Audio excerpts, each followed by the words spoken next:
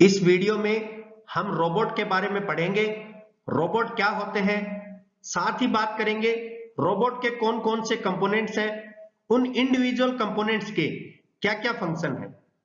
इन सब चीजों को समझने के लिए मैंने एक तरफ कंप्लीट रोबोटिक सिस्टम बनाया है, दूसरी तरफ एक छोटा सा रोबोट का फिगर बनाया है। उस फिगर की सहायता से हम ये समझेंगे कि कौन कौन से कंपोनेंट्स रोबोट में कहां कहां पर होते हैं। सबसे पहले बात करते हैं रोबोट के बारे में।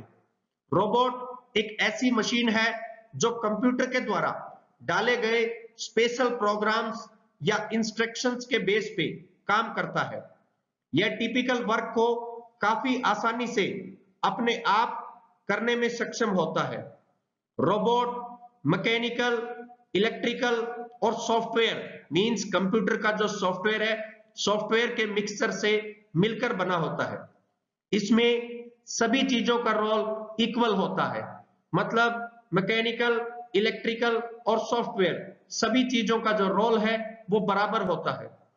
कुछ रोबोट्स एक्सटर्नली कंट्रोल किए जाते हैं, जबकि ज्यादातर जो रोबोट होते हैं उनमें कंट्रोल करने के लिए इंटरनल डिवाइस लगा रहता है। इनका शेप और साइज से कोई लेना देना नहीं होता। जो मनुष्य जैसा हूबहू दिखे उसको रोबोट बोलते हैं, यह बात बिल्कुल गलत है।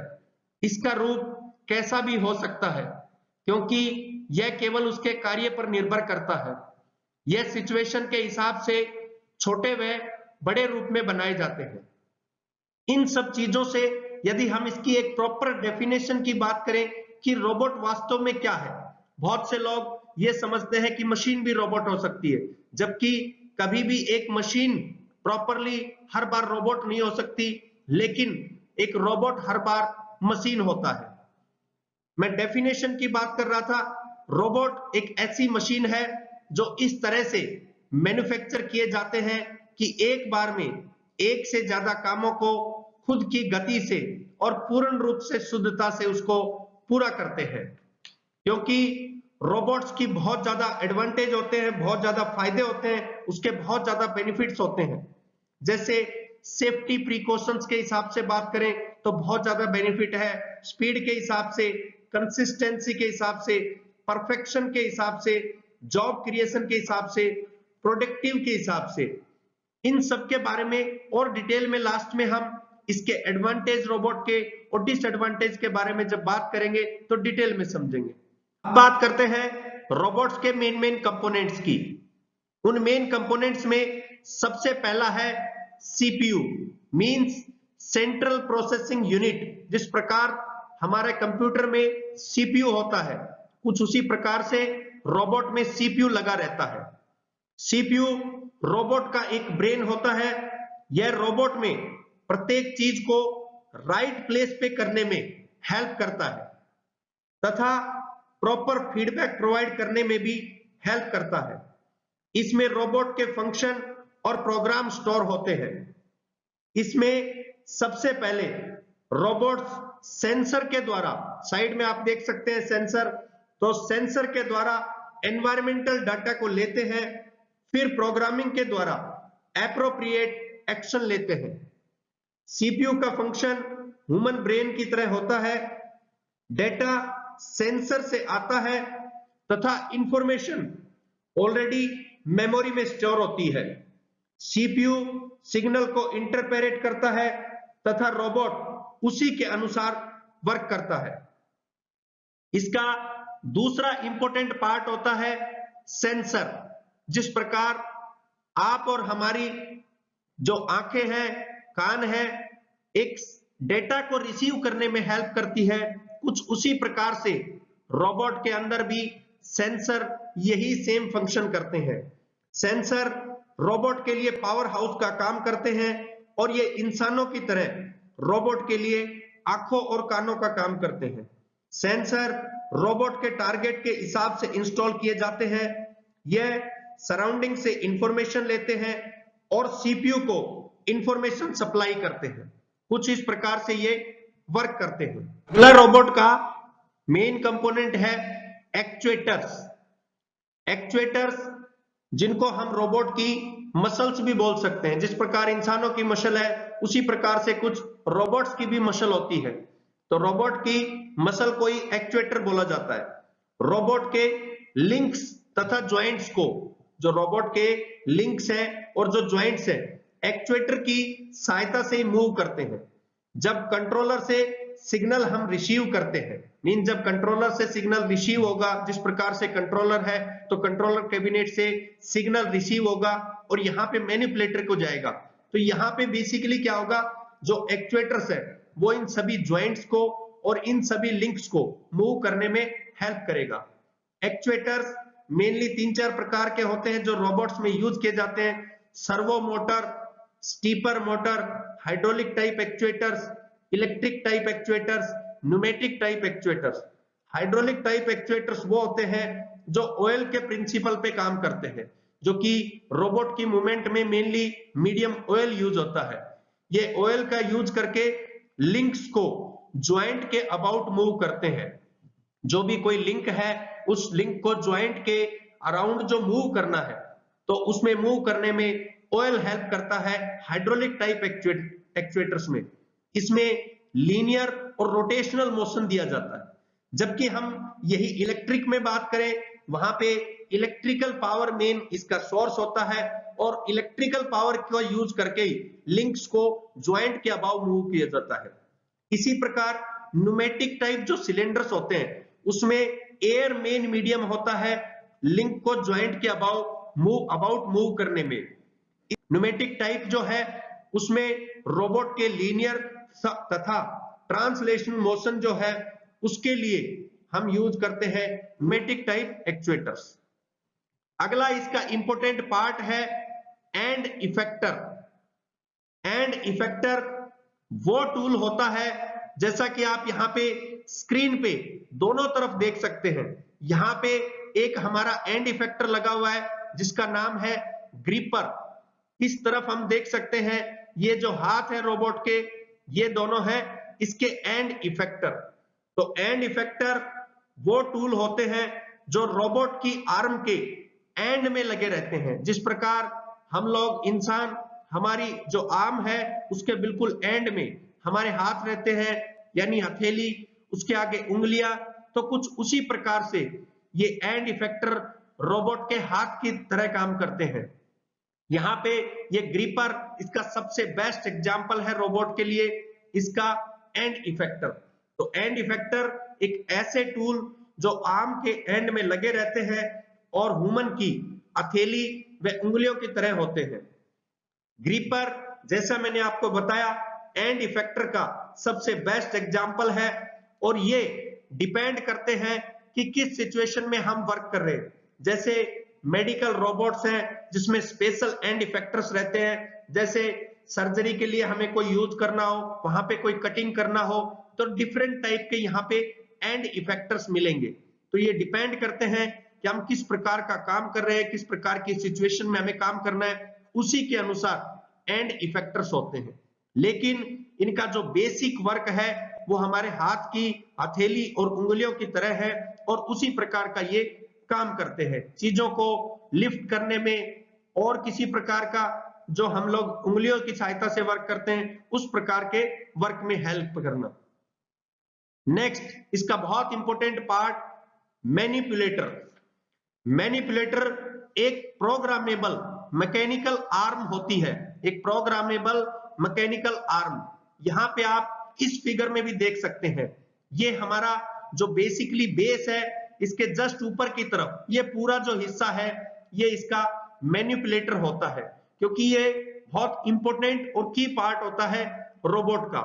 यह ह्यूमन की आर्म की तरह काम करता है। ह्यूमन की जो बाजू होती है, जो आर्म होती है, उसकी तरह से ये काम करता है।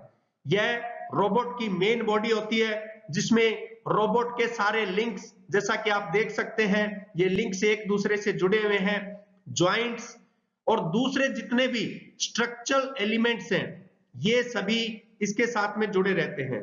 सिंपली मैनिपुलेटर वो पार्ट होता है जिसके साथ में सभी इंपॉर्टेंट पार्ट फिक्स रहते हैं और मेनली ये मैनिपुलेटर जाके बेस के साथ में, रोबोट के बेस के साथ में फिक्स होता है। अगला रोबोट का इंपॉर्टेंट पार्ट है पावर सोर्स। जिस प्रकार हर इंसान को भोजन ही शक्ति देता है। हमारी स्टेबिलिटी बढ़ाने के लिए, बॉडी को फंक्शनल रखने के लिए हम जिस प्रकार फूड को कंज्यूम करते हैं, कुछ इसी प्रकार से रोबोट्स को शक्ति के लिए भोजन की आवश्यकता होती है। वो जो भोजन है वो इनको पावर सोर्स की सहायता से मिलता है। कुछ रोबोट्स इलेक्ट्रिकल पावर से, तो कुछ रोबोट्स बैटरी की पावर से चलते हैं, क्योंकि बिना सूटेबल पावर के ये अपना वर्क परफॉर्म नहीं करने पाते।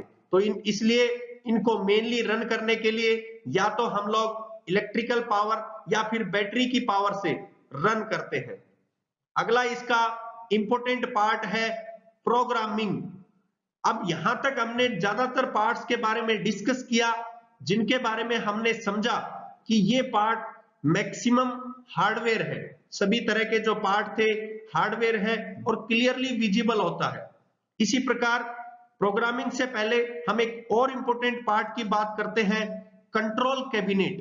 क्योंकि कंट्रोल कैबिनेट के बिना हम रोबोट को कंट्रोल नहीं कर सकते। ये एक प्रकार का कंट्रोलर होता है, एक प्रकार का डिजिटल कंप्यूटर जिसमें हार्डवेयर है, सॉफ्टवेयर है।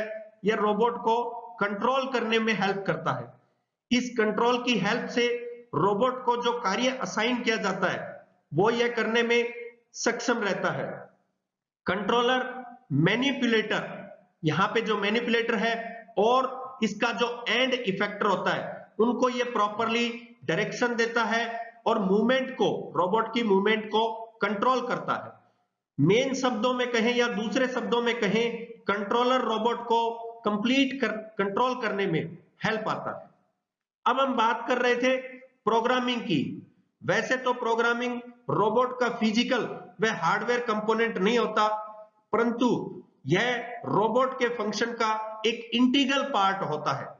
इसलिए रोबोट की प्रॉपर फंक्शनिंग के लिए प्रोग्रामिंग का होना बहुत ही जरूरी है। और ये डिफरेंट टाइप की प्रोग्रामिंग होती है। जैसा इसको वर्क असाइन किया जाता है, मींस रोबोट को जैसा वर्क असाइन किया जाता है, उसी के अनुसार यहां पर ये चीजें कंप्लीटली वर्क करती है। जिस प्रकार रोबोट को वर्क असाइन किया जाता है, उसी के अनुसार इसकी प्रोग्रामिंग होती है। यहां पे हम इस फिगर को थोड़ा सा एक बार डिटेल में फिर से समझते हैं कि यहाँ पे एक कंट्रोल कैबिनेट है।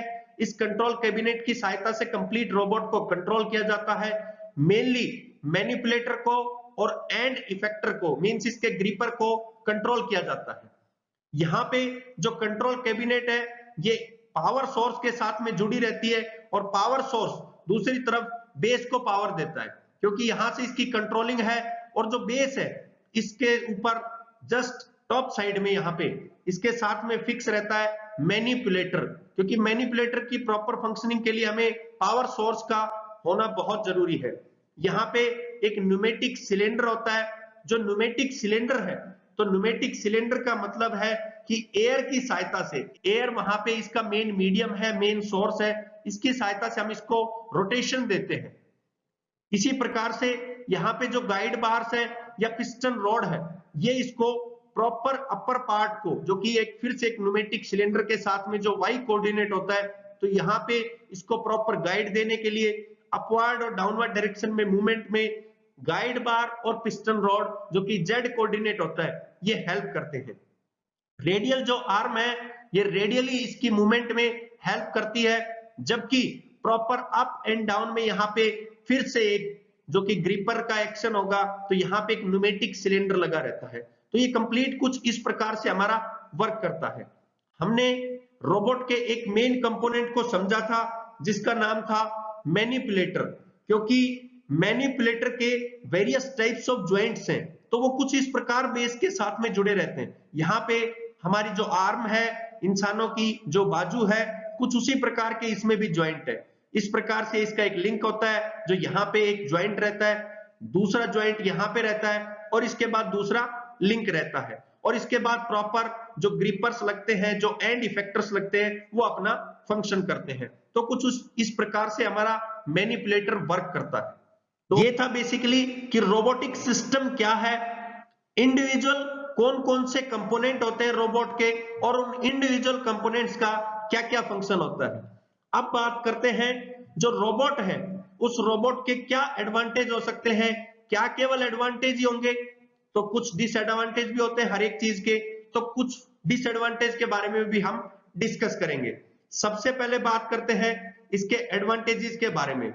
रोबोट का सबसे बड़ा जो एडवांटेज है वो है कि किसी भी प्रकार की कोई हजार्ड कंडीशन है जहां पे ह्यूमन बीइंग आसानी से वर्क नहीं करने पाता, जैसे कोई रेडिएशन है, बहुत अंधेरा है, डार्क है, हॉट कंडीशन है या बहुत कोल्ड कंडीशन है, तो वहां पे आसानी से रोबोट्स काम कर सकते हैं।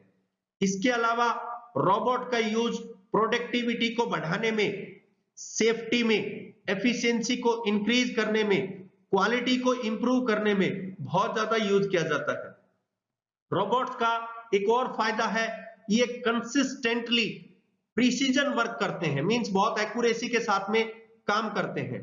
रोबोट्स को किसी प्रकार के एनवायरमेंटल कंफर्ट की कोई आवश्यकता नहीं होती, जैसे इनको ना लाइटनिंग नहीं देंगे तो भी अच्छे से काम करेंगे, इनको एयर कंडीशनिंग सिस्टम नहीं देंगे तो भी अच्छे से काम करेंगे, इनको प्रॉपर वेंटिलेशन प्रोवाइड नहीं करेंगे तो भी अच्छे से काम करेंगे, किसी प्रकार की कोई नॉइज की प्रोटेक्शन नहीं देंगे तो भी ये अच्छे से काम करेंगे। इसका मतलब है कि रोबोट्स जो है वो कंटिन्यूअसली इन कंडीशंस के बिना भी काम कर सकते हैं। और एडवांटेज की बात करें, रोबोट्स बिना बोर हुए, बिना थकावट के कंटिन्यूअसली 24 आवर 365 डेज वर्क कर सकते हैं। रोबोट्स जो है रिपीटेबल यानी बार बार रिपीट होने वाला और प्रीसीजन वर्क प्रत्येक टाइम कर सकते हैं। रोबोट्स जो है ज्यादा एक्यूरेसी के साथ में काम कर सकते हैं किसी भी एनवायरनमेंट में। तो इसका मतलब हुआ रोबोट्स के बहुत सारे एडवांटेज है जहां पे हम उनका फायदा ले सकते हैं, लेकिन जैसा कि मैंने आपको बताया कि हर एक चीज के फायदे हैं तो उसके कुछ घाटे भी हैं। इसके डिसएडवांटेज की बात करें तो पहला और बहुत बड़ा इसका डिसएडवांटेज है, हालांकि ये ह्यूमन से ज्यादा एक्यूरेट होते हैं, लेकिन इमरजेंसी सिचुएशन में सबसे बड़ी प्रॉब्लम होती है प्रॉपर रिस्पॉन्ड करने की। जरूरी नहीं है कि इमरजेंसी सिचुएशन में बहुत अच्छे से ये रिस्पॉन्ड करने पाए, ये इनकी सबसे बड़ी प्रॉब्लम है। इसमें किसी भी प्रकार का यदि रॉन्ग रिस्पॉन्स हो गया तो बहुत बड़ी एक प्रॉब्लम आएगी, बहुत ज्यादा लॉस होने की, जो हमारा वर्क होगा उसमें बहुत ज्यादा लॉस होने की प्रॉब्लम आएगी। ह्यूमन वर्क को जिस प्रकार से रिप्लेस किया गया उससे इकोनॉमिक हार्डशिप का सोसाइटी में प्रॉब्लम होने के बहुत ज्यादा चांसेस है। इसकी इनिशियल इंस्टॉलेशन, इसकी ट्रेनिंग की बहुत ज्यादा कॉस्ट होती है। सबसे बड़ा एक और डिसएडवांटेज कि केवल ट्रेन्ड जो पर्सन होते हैं वही इसको ऑपरेट कर सकते हैं, क्योंकि अनट्रेन्ड पर्सन होगा तो हमेशा गलत ही प्रोग्रामिंग करेगा, ये सबसे बड़ी प्रॉब्लम होती है। रोबोट्स के अंदर रियल टाइम रेस्पॉन्स की जो कैपेबिलिटी होती है वो बहुत ही लिमिटेड होती है, क्योंकि ये केवल स्टोर्ड प्रोग्राम पे ही काम करते हैं, इसके अलावा ये कोई दूसरा वर्क नहीं करते। तो ये इनमें एक प्रॉब्लम होती है क्योंकि लिमिटेड कैपेबिलिटी होती है उस रियल टाइम रेस्पॉन्स की। तो ये है डिसएडवांटेज रोबोट के क्या है और एडवांटेज क्या है।